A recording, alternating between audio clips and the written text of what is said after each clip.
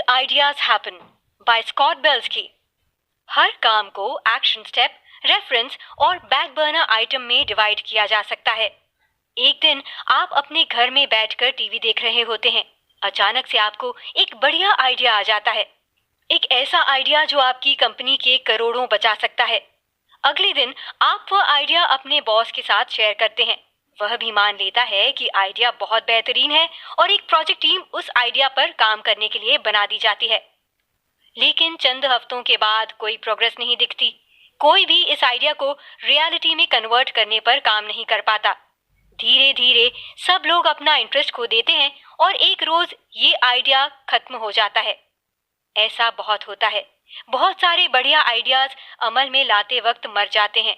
इस समरी में हम इस मुश्किल के हल के बारे में बात करेंगे कि कैसे अपने आइडिया को रियलिटी में कन्वर्ट करने के लिए सही माइंडसेट और ऑर्गेनाइजेशन का इस्तेमाल किया जाए। इस समरी में आप जानेंगे कि आपके स्मार्टफोन पर मौजूद न्यूज फीड क्यों आपकी जिंदगी बर्बाद कर रही है, best selling author John Grisham की तरह कैसे काम किया जाए और क्यों आपको सिर्फ एक्सपीरियंस के दम पर हायरिंग नहीं करनी चाहिए। तो चलिए शुरू करते हैं। आपकी कंपनी एक ऐसी सेल्स पिच की तैयारी कर रही है जो या तो कंपनी को बना देगी या बर्बाद कर देगी, और आपके बॉस वो प्रेजेंटेशन बनाने के लिए आपको कहते हैं। और जब आप कंप्यूटर के सामने अपनी प्रेजेंटेशन बनाने बैठते हैं तो आपके पास कुछ भी नहीं होता। माइंड एकदम ब्लैंक हो जाता है और आपको समझ नहीं आता कि कहां से शुरुआत की जाए। क्या आपके साथ भी कभी ऐसा हुआ है? ये सिचुएशन बहुत ज्यादा इरिटेटिंग होती है, लेकिन अच्छी बात यह है कि एक ऐसा तरीका है जिसकी मदद से आप इंश्योर कर सकते हैं कि आपके साथ दोबारा ऐसा ना हो। आपके सभी प्रोजेक्ट्स, चाहे वो कितने भी बड़े हों, उन्हें 3 सिंपल कैटेगरी में बांटा जा सकता है। सबसे पहले आता है एक्शन स्टेप। प्रोजेक्ट पूरा करने के लिए इस काम का किया जाना जरूरी है। आपकी सेल्स प्रमोशन के लिए आपका एक्शन स्टेप कुछ यूं हो सकता है। अपने प्रेजेंटेशन की आउटलाइन क्रिएट कीजिए या अपने बॉस से पूछिए कि प्रोडक्ट की कौन सी खूबी पर सबसे ज्यादा फोकस करना है। दूसरा है रेफरेंसेस। इसके तहत वो रिलेटेड इंफॉर्मेशन आती है जो आपके प्रेजेंटेशन के लिए यूजफुल हो सकते हैं। मार्केट कंपटीशन का एनालिसिस, पुराने पिचेस से मिले फीडबैक और प्रोडक्ट सेल का अंदाजा जैसी जानकारियां रेफरेंसेस में आती हैं। और आखिर में आते हैं बैक बर्नर आइटम्स। प्रोडक्ट से जुड़े ऐसे आइडियाज या एक्शन स्टेप्स जो प्रेजेंटली तो रिलेटेड नहीं है लेकिन फ्यूचर में काम आ सकते हैं। अपने प्रेजेंटेशन की स्लाइड पर दोबारा वर्क करना या उन्हें सजाना बैक बर्नर आइटम्स में आता है। बढ़िया स्लाइड्स और कूल ग्राफिक्स प्रेजेंटेशन में अच्छे लगते हैं, लेकिन इनका होना जरूरी नहीं है। यह एक एक्शन स्टेप तभी बन सकता है जब आपके पास इसके लिए वक्त हो। अपने प्रोजेक्ट को इन कैटेगरीज में बांटना जरूरी है, क्योंकि अगर आप ऐसा करने में नाकाम हो जाएंगे तो स्ट्रेस्ड फील करेंगे और काम की शुरुआत नहीं कर पाएंगे और काम के दौरान डिस्ट्रैक्टेड भी रहेंगे। अगर आप जानकारियों और कामों के बीच से इंपॉर्टेंट चीजें अलग नहीं कर पाते हैं तो आपके ऊपर एक बोझ सा बना रहेगा और आप कंसंट्रेट करके अच्छे से काम नहीं कर पाएंगे। अपने प्रोजेक्ट के बारे में एक्शन के लिहाज से सोचिए और धीरे धीरे आप अपने प्रोजेक्ट को लेकर आगे बढ़ते जाएंगे। इमेजिन कीजिए कि आपकी कंपनी के लिए नया मार्केट मिल गया है और आपकी कंपनी उसमें फौरन जंप देना चाहती है। प्रॉब्लम यह है कि आपके पास कोई प्रोडक्ट ही नहीं है। तो आप एक ब्रेनस्टॉर्मिंग सेशन ऑर्गेनाइज कर लेते हैं। अपनी कंपनी के कुछ बेस्ट लोगों को एक साथ बैठाते हैं और वह अच्छे अच्छे आइडियाज देते हैं और उन्हें डेवलप करने के तरीके बताते हैं। लेकिन जब आप काम करने बैठते हैं तो आपको एहसास होता है कि आइडियाज तो बहुत अच्छे हैं, लेकिन इनमें से किसी को भी अचीव नहीं किया जा सकता। ऐसा कैसे हो सकता है? अक्सर आइडिया तभी फेल हो जाते हैं जब प्रोजेक्ट में एक्शन पर फोकस नहीं किया जाता। ऐसा इसलिए भी होता है क्योंकि ज्यादातर हमारे काम रिचुअल्स में बंधे हुए होते हैं, जैसे कि ब्रेनस्टॉर्मिंग सेशंस ऑर्गेनाइज करना, मीटिंग्स करना। ये ऐसे काम हैं जो हम हमेशा करते हैं, लेकिन हमेशा इनके अच्छे रिजल्ट्स नहीं निकलते। मिसाल के लिए वीकली मंडे मीटिंग को ही ले लीजिए, जिसका मकसद सबको अप टू डेट रखना है। यह वीकली मीटिंग सिर्फ कुछ इम्पोर्टेंट होने पर नहीं बल्कि हर हफ्ते होती है। अक्सर ये मीटिंग सिर्फ वक्त की बर्बादी होती है। आप सोचकर देखिए कि आपने कितनी बार यह वीकली मीटिंग अटेंड की है और आपको कुछ नया जानने को या करने को मिला है। आप एक्शन स्टेप के लिहाज से सोचकर इस वक्त की बर्बादी से बच सकते हैं। जब भी आपके दिमाग में कहीं पर कभी भी एक्शन स्टेप आ जाए, इसे ग्रैब कीजिए, उसे कहीं पर लिख लीजिए। मिसाल के तौर पर आप शावर ले रहे हैं और आपको अचानक से एहसास होता है कि 2 हफ्ते पहले एक प्रोजेक्ट पर अपने कॉलीग के साथ मीटिंग की थी और आपने उसे फॉलो नहीं किया है। जैसे ही आप शावर लेकर बाहर आए, अपने एक्शन लिस्ट में लिख लीजिए कि फलाना कलीग के साथ फलाना काम को फॉलो अप करना है। इन एक्शन स्टेप्स को रिकॉर्ड करना इसलिए जरूरी है क्योंकि इनसे आपके काम में एक मोमेंटम आ जाता है। यहाँ तक कि छोटा सा छोटा एक्शन स्टेप आपके काम को काफी आसान बना सकता है, क्योंकि आपको किसी ऐसी सिचुएशन का सामना नहीं करना पड़ेगा जहाँ पर आपको पता ही ना हो कि आगे क्या करना है। जितना आप रिएक्ट करते हैं, उतना वक्त आप वेस्ट कर रहे होते हैं।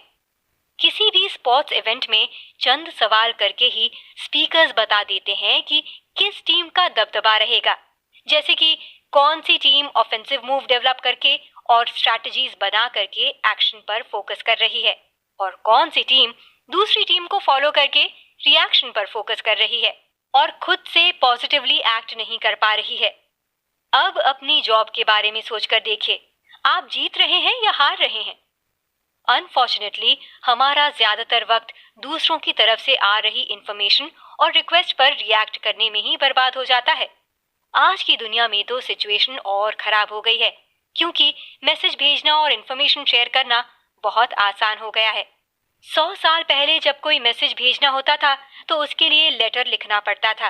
लेटर लिखने की प्रिपरेशन और उसके पहुंचने में बहुत वक्त लगता था। इसीलिए किसी छोटे से मामले के लिए इतना बड़ा काम नहीं किया जाता था। ये ऐसे मामले होते हैं जो वक्त के साथ अपने आप सॉल्व हो सकते हैं।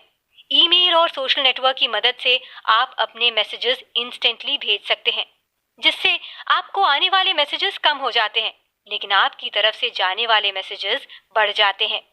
लगातार आते और जाते मैसेजेस की इस दुनिया में हम रिएक्शन को तरजीह देने लगते हैं, जिसकी वजह से हमारी ज्यादातर एनर्जी एक्शन के बजाय रिएक्शन में जाया हो जाती है। जैसा कि आपको पता है कि किसी भी प्रोजेक्ट को अच्छे से करने के लिए आपको ऑर्गेनाइज्ड अप्रोच की जरूरत है और आपका रिएक्शनरी वर्क फ्लो आपके इसी ऑर्गेनाइज्ड अप्रोच को कम करता है। इसे समुद्र में स्विमिंग करने से समझिए। अगर आपके जहन में यही चल रहा है कि आपको डूबना नहीं है, तो आप इस बात पर फोकस नहीं कर पाएंगे कि किस डायरेक्शन में जाना चाहिए। इसीलिए अब हम ऊपर बताई गई 3 इम्पोर्टेंट कैटेगरीज में होते हैं। तो टास्क को प्रायोरिटाइज कर पाना और इन्फॉर्मेशन को अलग कर पाना मुश्किल हो जाता है। इस डिसऑर्गेनाइजेशन का सामना करने के लिए आपको शाम में 1 घंटे का वक्त निकालना होगा, जो आप हर नए मैसेजेस और नई इन्फॉर्मेशन से डील करने को देंगे। और उस 1 घंटे में इन नई इन्फॉर्मेशन को 3 कैटेगरीज में बांट लीजिए। ज्यादातर प्रोजेक्ट इस वजह से नाकाम नहीं होते कि उनका आइडिया ही गलत था, बल्कि उनकी नाकामी के पीछे एग्जीक्यूट करने का तरीका होता है। लोगों को लगता है कि एडिसन के बल्ब जैसी दुनिया की ग्रेट इनोवेशंस बस झटके में ही हो जाती हैं। उन्हें लगता है इन ग्रेट लोगों को अचानक से बहुत रेवोल्यूशनरी आइडिया आ जाता है और बस दुनिया बदल जाती है। रियलिटी चेक में कुछ और ही नजर आता है। एक आइडिया चाहे जितना भी ग्रेट हो, लेकिन वह हमेशा खो दिए जाने या नाकाम हो जाने के खतरे में रहता है। आइडिया की वजह से हमारे अंदर बहुत एनर्जी और कमिटमेंट आ जाती है, लेकिन ये लंबा नहीं रुकती। जैसे ही हमें एहसास होता है कि किसी आइडिया को रियलिटी में कन्वर्ट करने के लिए कितनी मेहनत करनी है, तो हम डीमोटिवेटेड और डिसइंटरेस्टेड हो जाते हैं। इस पॉइंट को प्रोजेक्ट प्लेटो कहते हैं, जब हम अपने आइडिया को छोड़कर किसी नए फ्रेश आइडिया की तलाश में निकल जाते हैं। अच्छी बात यह है कि कुछ ऐसे तरीके हैं जिनका इस्तेमाल करके हम इस प्रोजेक्ट प्लेटो से बच सकते हैं। सबसे पहले तो ये कि जब हमें कोई आइडिया आता है तो हमारे अंदर एक अलग ही एनर्जी होती है, तो हमें इस एनर्जी का ज्यादा से ज्यादा इस्तेमाल करने की कोशिश करनी चाहिए। एप्पल का पहला माउस डिजाइन करने वाली प्रोडक्ट इनोवेशन कंपनी आईडीओ यानी IDEO अपने एम्प्लॉयज को कहती है कि किसी भी आइडिया को बहुत ज्यादा सोचे बगैर उस पर काम करना शुरू कर दो। इसलिए जब भी उन्हें कोई आइडिया आता है तो उसके बारे में सोचने और सलाह लेने में बहुत ज्यादा वक्त नहीं लगाते, बल्कि डायरेक्टली उसे मल्टी मिलियन डॉलर डिपार्टमेंट में ले जाते हैं, जहां पर उनके आइडियाज को प्रोटोटाइप में बदल दिया जाता है। आप इसके लिए ऐसा वर्किंग रूटीन भी अडॉप्ट कर सकते हैं जो कि बहुत ज्यादा एनर्जी एफिशिएंट हो, ताकि आप प्रोजेक्ट प्लेटो में पड़ने ही ना पाएं। यकीनन जब हम किसी फिक्स रूटीन में होते हैं तो हमारे पास उस लिमिटेड टाइम को वेस्ट करने का वक्त नहीं होता और हम अपने काम में ही फोकस करते हैं। Best selling author John Grisham ऐसे वर्किंग रिचुअल का इस्तेमाल करते थे जो उनके ही नजर में सिली था, लेकिन उनका मानना है सिली होने के साथ वो इम्पोर्टेंट भी था। वो रोज सुबह 5 बजे उठते, नहाने के बाद सीधे ऑफिस चले जाते और वहां पर एक कॉफी पीकर 5:30 बजे लिखना शुरू कर देते। वह इंश्योर करते थे कि चाहे जितना टाइम लगे, हर रोज एक पेज लिखना ही है। अभी तक आपने कुछ ऐसी ट्रिक्स के बारे में जाना जिनको इस्तेमाल करके आप अपने आइडिया को सच कर सकते हैं। आगे हम जानेंगे कि कैसे आपकी कम्युनिटी आपकी क्रिएटिव प्रोडक्टिविटी पर असर डालती है। जब अलग अलग तरह के लोगों के बीच में पार्टनरशिप होती है तो वह आपकी कमी को पूरा कर सकते हैं। हम सब इनके नाम एक साथ लेते हैं, होम्स और वॉटसन, स्टार्क और हज, या पिंकी और ब्रेन। फिक्शन ऐसे कैरेक्टर्स के बीच की पार्टनरशिप से भरी पड़ी है जिनके बीच में या तो कुछ एक जैसा नहीं था या थोड़ा बहुत। ये लोग बहुत सक्सेसफुल हुए हैं। ये अलग अलग लोग सिर्फ फिक्शन में ही एक साथ नहीं होते। इनफैक्ट दो अलग अलग तरह के लोगों के एक साथ आने पर उनके कामयाब होने के बहुत सारे रीजंस हैं और क्रिएटिव इंडस्ट्री में भी ऐसा ही है। जब किसी प्रोजेक्ट को पूरा करने की बात आती है तो 3 तरह के लोग होते हैं। पहला है ड्रीमर्स। ये लोग बहुत क्रिएटिव होते हैं और लगातार इन्हें नए आइडियाज आते रहते हैं। उनकी खूबी के साथ उनमें कुछ खामियां भी होती हैं। वह लगातार नई और फ्रेश चीजों पर काम करना चाहते हैं, इसीलिए किसी चीज को आखिर तक ले जाना उनके लिए मुश्किल हो जाता है। दूसरे आते हैं डूअर्स, यानी काम करने वाले, जो प्रैक्टिकलिटी और एग्जीक्यूशन पर फोकस करते हैं। ये ऐसे लोग होते हैं जो किसी आइडिया को सोच से रियलिटी तक ले जाते हैं, उसे कंप्लीट करते हैं। ऐसे लोग किसी भी प्रोजेक्ट को पूरा करने के लिए जो भी जरूरत होती है वह करते हैं। तीसरे आते हैं इंक्रीमेंटलिस्ट, जो दोनों ही काम कर सकते हैं। वह क्रिएटिव आइडिया भी दे सकते हैं और आइडिया के एग्जीक्यूशन को भी अच्छे से कर सकते हैं। हालांकि इसकी वजह से अक्सर वह अपनी कैपेबिलिटी से ज्यादा प्रोजेक्ट ले लेते हैं और एक्स्ट्राऑर्डिनरी सक्सेस नहीं अटेन कर पाते। आप समझ सकते हैं कि अगर ये लोग अकेले काम करेंगे तो काफी प्रॉब्लम आएगी, लेकिन अगर अपनी खूबियां एक साथ जोड़कर काम करेंगे तो बड़ी आसानी से सक्सेसफुल हो सकते हैं। एप्पल की लीडरशिप टीम में तीनों तरह के लोगों को जगह दी गई है। चीफ डिजाइनर जोनाथन ईव एक ड्रीमर है जो कि लगातार नए नए डिजाइन सोचते रहते थे।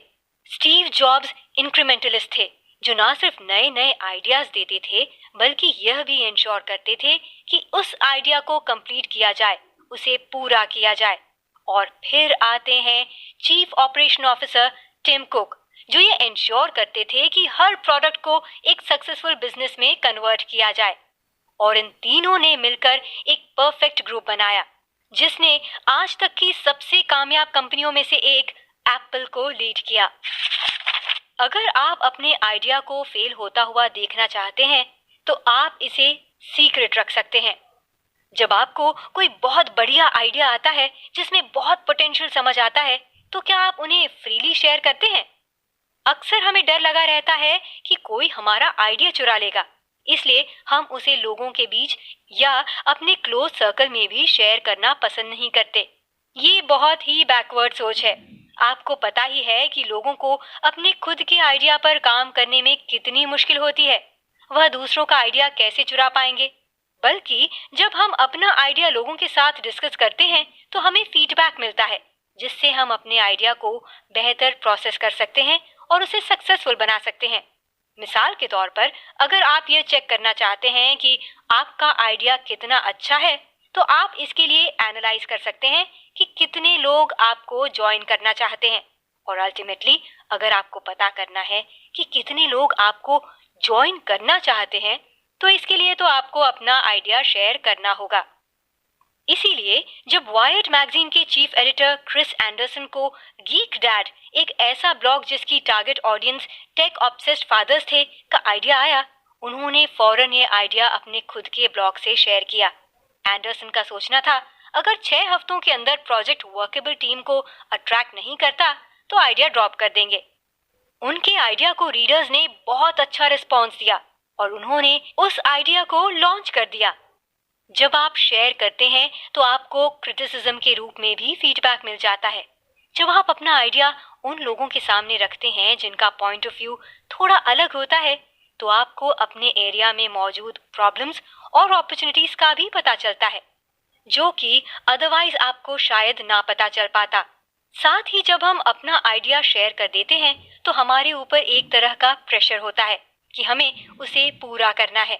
जब हम लोगों को बताते हैं कि मेरे पास ये आइडिया है, तो वह अक्सर पूछते रहते हैं कि काम कैसा चल रहा है, और इस तरीके से हम अपने काम को लेकर अकाउंटेबल हो जाते हैं, जिसके चलते हम आगे बढ़ते जाते हैं।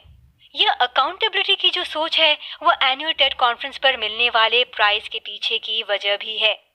हर कॉम्पिटिटर को उस चीज पर प्रेजेंटेशन देनी होती है जो एक चीज वह उस दुनिया में बदलना चाहता है, लेकिन हर प्रेजेंटेशन से पहले पिछले साल के विनर के टॉपिक पर हुई प्रोग्रेस का एक वीडियो दिखाया जाता है। इस तरीके से प्राइज विनर के ऊपर दुनिया में वह बदलाव लाने का एक प्रेशर होता है, वह अकाउंटेबल होता है।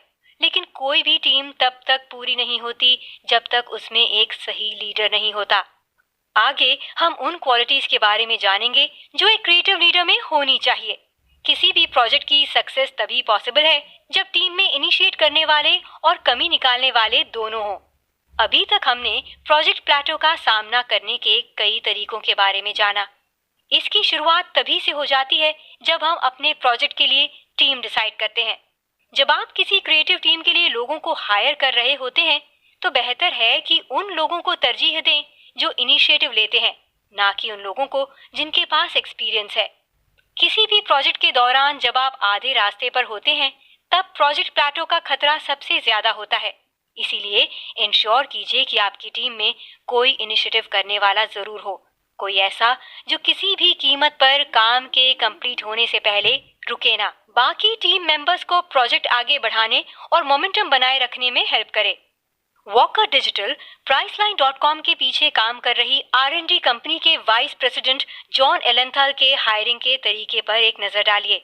वह उन लोगों को इम्पोर्टेंस दिया करते थे जिनके पास अच्छा एक्सपीरियंस हो, लेकिन वक्त के साथ उन्हें एहसास हुआ कि जब तक कोई आइडिया को आगे बढ़ाने के लिए पर्सनली काम नहीं करता, आइडियाज कभी कंप्लीट नहीं हो पाते। उनका कहना है कि अगर किसी के पास रॉ क्वालिटी है और कोई भी काम इनिशिएट करने का दम है, तो वह एक्सपीरियंस वालों के कंपैरिजन में ऐसे इंसान को इम्पोर्टेंस देंगे। आप कैंडिडेट के पास्ट के बारे में जानकर बहुत आसानी से यह पता कर सकते हैं कि वह कैंडिडेट इनिशिएटर है या नहीं। सबसे पहले तो उनके रेज्यूमे में ये चेक करने की कोशिश कीजिए कि उन्होंने कैसे काम किए हैं।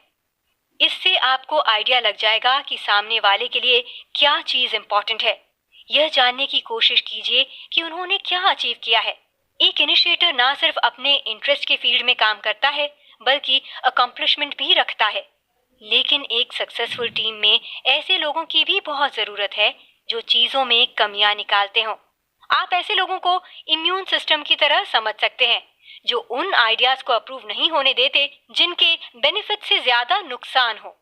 ब्रेनस्टॉर्मिंग सेशन के दौरान आपको ऐसे लोगों की जरूरत है जो कमियां निकालने वालों के प्रेशर से आजाद खुलकर अपने आइडियाज रख सकें। हालांकि जब इस आइडिया को एग्जीक्यूट करने का वक्त आए, तब आपको ऐसे लोगों की जरूरत पड़ेगी जो कमियां निकालते हैं, ताकि वह किसी भी गलत आइडिया से आपको बचा सकें। कोई भी क्रिएटिव टीम अच्छा परफॉर्म करे, इसके लिए एक अच्छे लीडर का होना भी जरूरी है। ज्यादातर लोग जिन्हें क्रिएटिव फील्ड में जॉब मिल जाती है, वह कुछ नया और अलग बनाने के लिए सब करते हैं।